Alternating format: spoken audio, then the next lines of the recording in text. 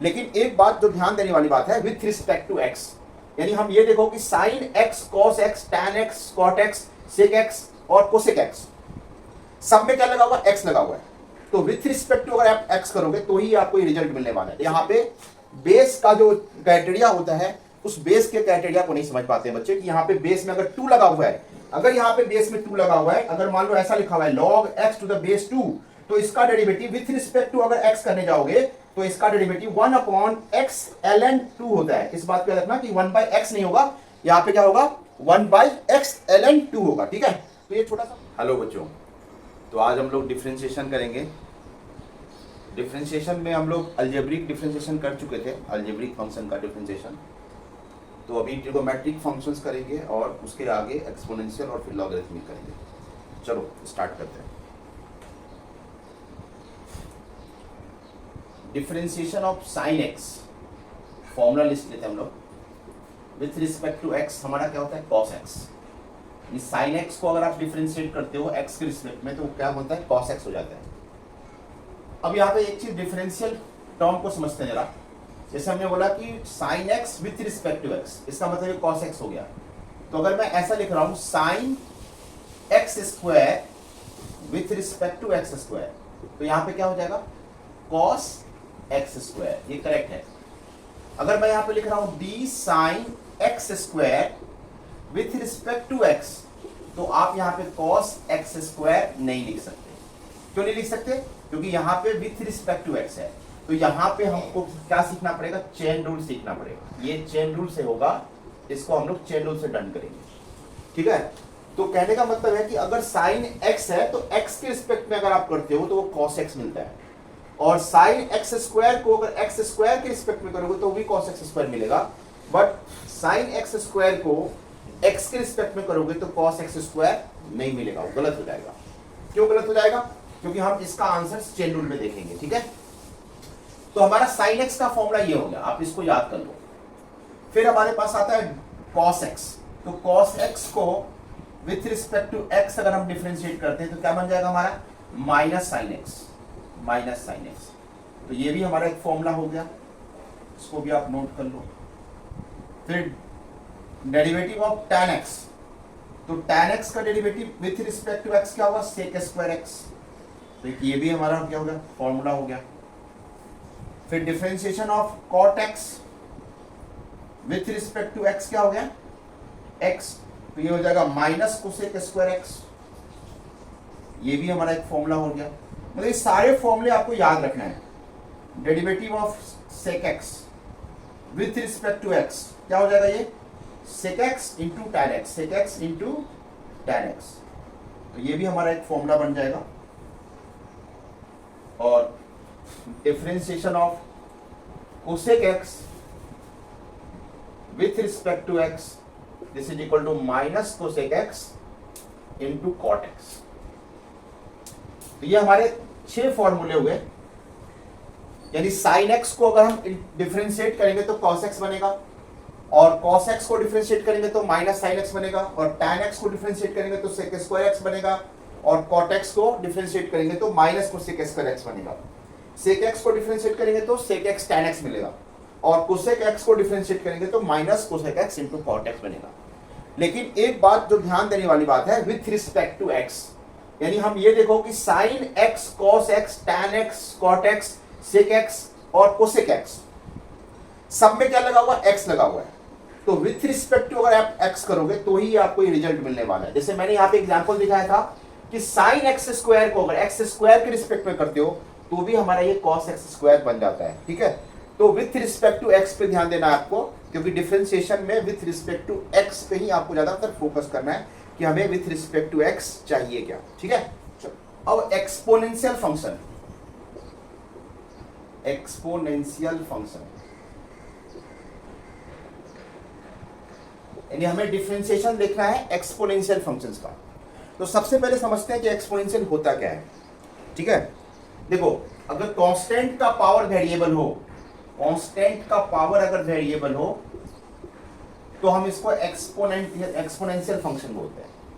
जैसे कि आपको यहाँ पे एक स्टैंडर्ड फंक्शन देखने को मिलेगा a to the power x y is equal to a to the power x। Here a जो होगा यहाँ पे वो ग्रेटर देन 0 होना चाहिए, नॉट इक्वल टू 1 होना चाहिए। इस बात को आप नोट कर लो, कंडीशन होता है बेस का। ये किस चीज की कंडीशन है? बेस कंडीशन है। बेस कंडीशन यानी जब भी हम एक्सपोनेंशियल फंक्शन पढ़ते हैं तो उसमें दो चीजें होती है, एक तो बेस होता है, दूसरा एक्सपोनेंट होता है। तो x जो होता है ये पावर्स में होता है और a जो होता है उसका बेस होता है, ठीक है। तो ये बेस कंडीशन है कि a शुड बी क्या होना चाहिए? ग्रेटर 0 होना चाहिए और नॉट इक्वल टू 1 होना चाहिए। तो इस पॉइंट को आप याद रखना कि जब भी एक्सपोनेंशियल फंक्शंस का डिस्कशन होगा तो a हमेशा पॉजिटिव होगा और नॉट इक्वल टू 1 होगा, ठीक है। नेक्स्ट करते हैं, जैसे एग्जांपल में देखते हैं, जैसे y is equal to 2 to the power x। ये कैसा फंक्शन है? एक्सपोनेंशियल फंक्शन है। y 1/2 to the power x, ये भी एक्सपोनेंशियल फंक्शन है। 3 टू द पावर x, ये भी एक्सपोनेंशियल फंक्शन है। तो इसका ये सारे हमारे क्या है? ये हमारे सारे एक्सपोनेंशियल फंक्शंस है, ठीक है। ये सारे हमारे एक्सपोनेंशियल फंक्शंस हैं। अब एक्सपोनेंशियल फंक्शंस का डिफरेंशिएशन देखना है तो उसके लिए हमें ये फॉर्मूला को याद रखना पड़ेगा कि dA to the power x with respect to x, ये हमारा क्या हो गया? a to the power x ln a, a to the power x ln a होता है हमारा। यानी डिफरेंशिएशन ऑफ अगर मैं a to the power x करूं तो a to the power x ln a होता है। इस बात को आपको याद रखना है, ठीक है। अब जैसे यहाँ पे हमारे 2 टू द पावर x है तो differentiation of 2 to the power x with respect to x करेंगे तो क्या बनेगा? बताओ, 2 to the power x ln 2 बनेगा, ln 2। अब यहाँ पे एक बात आती है नेचुरल यानी e to the power x की। जैसे अगर मैं यहाँ पे बोलूं कि y equal to e to the power x, ये भी एक स्टैंडर्ड फंक्शन होता है जिसको हम लोग बोलते हैं स्टैंडर्ड एक्सपोनेंशियल फंक्शंस। ये e to the power x जो होता है वो स्टैंडर्ड एक्सपोनेंशियल फंक्शन होता है और यहाँ पे e का जो वैल्यू होता है आई थिंक 2.718 होता है। तो आपको ये वैल्यू याद करने की जरूरत नहीं है, ये वैल्यू याद करने की जरूरत नहीं है। मैं आपको ये बताना चाह रहा हूँ कि e जो होता है वो ग्रेटर देन 1 होता है। e की जो वैल्यू होती है वो क्या होती है? ग्रेटर देन 1 होती है। तो अगर हम यहाँ पे इसका डेरिवेटिव देखें तो इसका डेरिवेटिव हमेशा एज इट इज रहेगा, यानी e to the power x का derivative e to the power x ही होता है। आप इसको नोट कर लो, ठीक है। तो बहुत जगह पे e to the power x use होता है। तो अगर आपको e to the power x को अगर डिफरेंशिएट करना हो तो आप उसका differentiation e to the power x ही लिखेंगे, ठीक है। चलो, तो ये था हमारा exponential functions. Exponential functions a to the power x होता है और यहाँ पे पॉजिटिव होता है, a नॉट इक्वल टू 1 होता है। और इसका अगर हम डिफरेंशिएशन देखें तो a to the power x ln a होता है। और एग्जांपल में अगर 2 टू द पावर x को अगर हम डिफरेंशिएट करते हैं तो हमारा 2 to the power x ln 2 हो जाता है। बहुत सारे बच्चे इसमें कंफ्यूज होते हैं। कभी कभी अलजेब्रिक फंक्शन को हम लोग एक्सपोनेंशियल फंक्शन को हम लोग अलजेब्रिक फंक्शन समझते हैं। जैसे कि मान लेते हैं हमने कभी एक बार दिया था कि 2 to the power x dx, तो बच्चे क्या करते हैं यहाँ पे लिखते हैं हमारा 2 to the power x -1 into x। तो ये तो गलत हो जाएगा, ये फॉर्मूला यहाँ पे नहीं आएगा। यानी ये अलजेब्रिक फंक्शन होता है with respect to x n -1। तो ये हमारा जो अलजेब्रिक फंक्शन का डिफरेंशिएशन था वो यहाँ पे आप यूज नहीं करोगे। अगर यहाँ पे यूज करते हो तो आपका वो गलत हो जाएगा, ठीक है। तो आपको करना क्या है? आपको एक्सपोनेंशियल फंक्शंस को समझना है कि एक्सपोनेंशियल फंक्शंस क्या होता है, ठीक है। उसके बाद आपको डिफरेंशिएशन करना है। लॉगरिथमिक फंक्शन,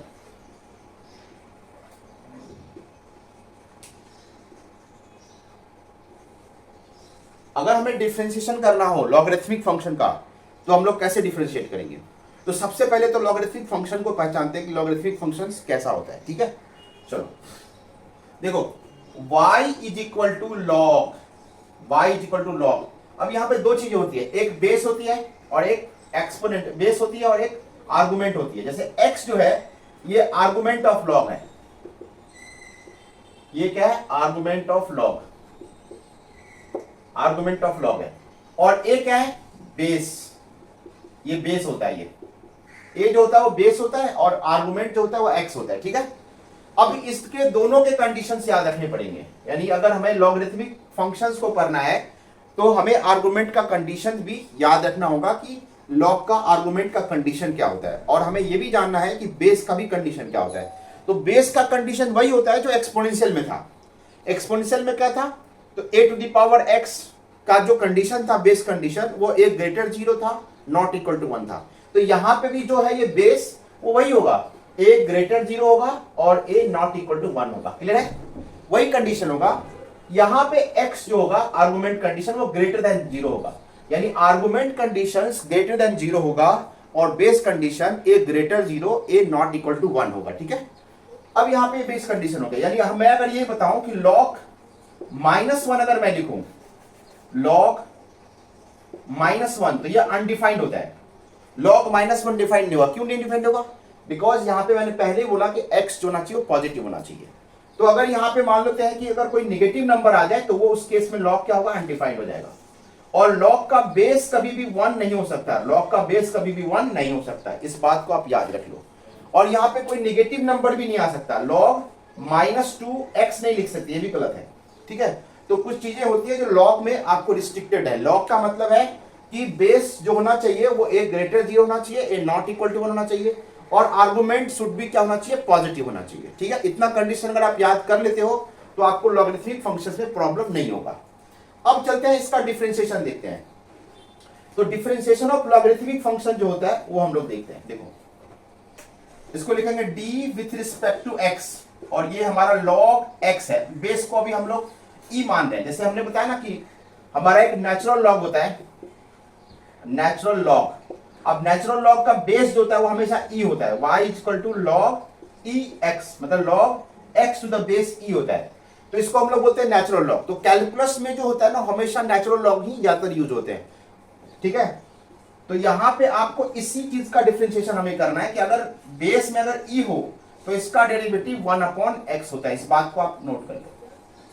या ऐसा भी लिखा हो कि डिफरेंशिएशन ऑफ ln x भी लिखा हो विथ रिस्पेक्ट टू x, तो भी इसका x ही होता है, 1/x ही डेरिवेटिव होता है। यानी आप ln x ही इसको लिख सकते हो। ये हमारा कुछ नहीं है, ये हमारा ln x ही होता है। जब भी log का बेस e होगा तो वो ln x हो जाएगा, यानी ln x बोलते हैं उसको। ठीक है, जब भी log का बेस क्या होगा? e होगा, तो उसको हम लोग बोलेंगे नेचुरल लॉग, यानी ln x बोलते हैं। ठीक है, और ln x का डिफरेंशिएशन हमेशा क्या होता है? 1/x होता है। तो ये बोलो या बेस e लगा के बोलो, सीधी बात होता है। लेकिन जब आपको ऐसा लिखा हो differentiation of log x to the base a, तो आप समझ जाओ यहां पे आपका जो डेरिवेटिव हो रहा है वो विथ रिस्पेक्ट टू x तो हो रहा है, लेकिन यहां पे बेस क्या है? बेस यहां पे हमारा a है। तो इस केस में आपका जो डेरिवेटिव होगा 1/x ln a हो जाता है, यानी 1/x ln a हो जाता है। ये बात आपको नोट करना है, क्योंकि बच्चे इसमें गलती करते हैं।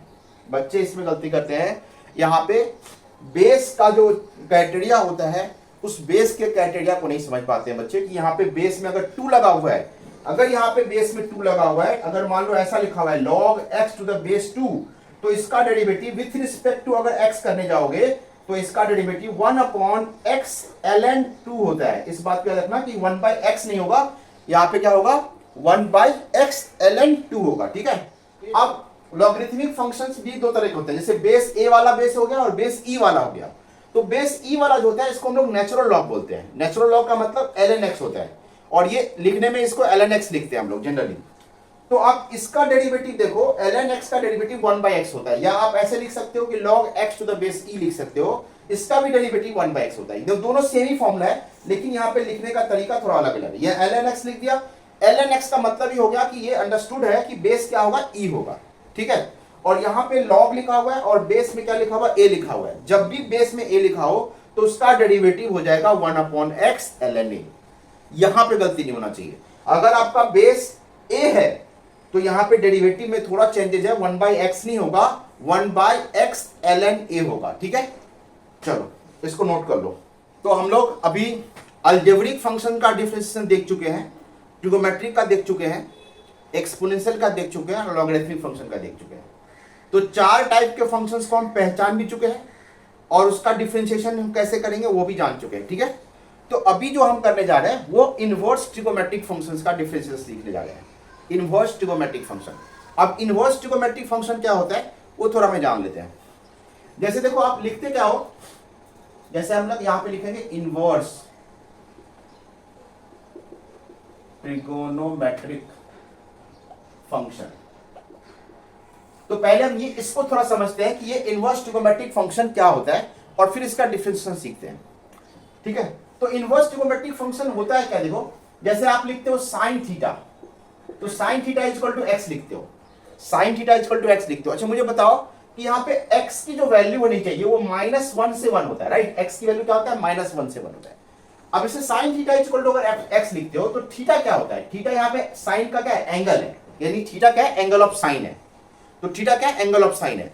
तो आप ऐसे समझ लो कि थीटा अगर आप लिखने जा रहे हो तो थीटा क्या है हमारा, साइन इनवर्स x है। तो कहीं ना कहीं ये जो थीटा है वो एंगल ऑफ साइन है, राइट। तो एंगल ऑफ साइन को आप कैसे लिखोगे, तो ऐसे लिखेंगे साइन इनवर्स x, यानी एंगल ऑफ साइन को अगर आपको लिखना होगा एंगल ऑफ साइन, तो आप क्या लिखोगे, साइन इनवर्स x लिखोगे, ना कि साइन, है ना।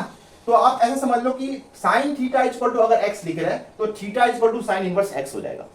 अब जैसे एक एग्जांपल समझते हैं, जैसे मान लो साइन थीटा की वैल्यू 1/2 है, तो आप मुझे बता सकते हो ये साइन थीटा की वैल्यू अगर 1/2 की तो उस समय थीटा कितना होगा, तो उस समय जो थीटा होगा वही हमारा साइन ऑफ एंगल हो गया। तो जैसे मान लो कि साइन हम लोग रखते हैं ना, साइन 30 डिग्री यानी साइन π/6 इक्वल टू क्या होता है, साइन π/6 इक्वल टू 1/2 होता है।